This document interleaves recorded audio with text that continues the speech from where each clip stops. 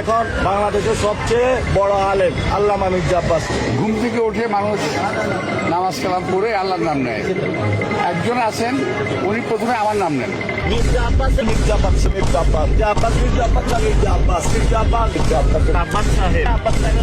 মির্জা আব্বাস, মির্জা আব্বাস, মির্জা আব্বাস, একটা তরবি দিয়ে দিতে হবে হাতের সামনে। উনি সকালবেলা উঠে আল্লাহর নাম নিয়ে চাঁদাবাজি শুরু করেন।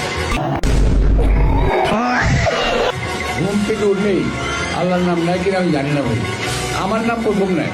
বেশি বলে ফেলছি, তো আমি ওনাকে নিয়ে আর বলতে চাই না। আমার 100 কর্মী যে প্রচার করতো, তুমি একলা আমার 1000 করে প্রচার করে দিবে।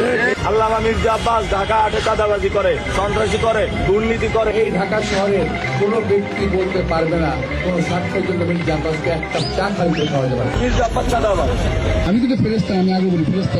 2 টাকার কমিশনার ছিলেন আপনি।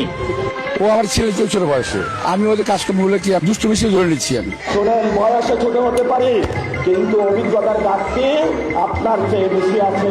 বাবা তোমাদের বয়স এখনো হয়নি এরকম।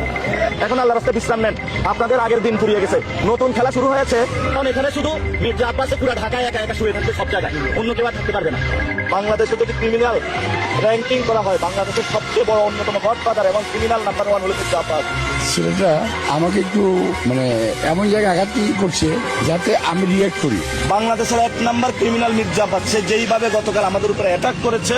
দিল হাতটা ভাঙে, এটা আমি সোশ্যাল মিডিয়ায় প্রথম দেখলাম, শুনলামও দেখলামও। সে দাউদ ইব্রাহিম তোমার গডফাদার এবং ক্রিমিনাল। আমাকে উঠিয়ে দেওয়ার চেষ্টা করতেছে, কিন্তু ওরা বোঝে নাই যে ওদের মতো বহু ইলেকশন পার করে আমি আসছি। মির্জা আব্বাস ভাইয়ের আজকে বিবাহ বার্ষিকী, ভাইয়ের উত্তরোত্তর সফলতা কামনা করি। ছাগল পাগল কত কথা বলে, সবটা শোনা যাবে না। আসলে আমাদেরকে চাঁদাবাজ থেকে মুক্ত করে দাও, আমিন। সন্ত্রাস থেকে মুক্ত করে দাও, আমিন।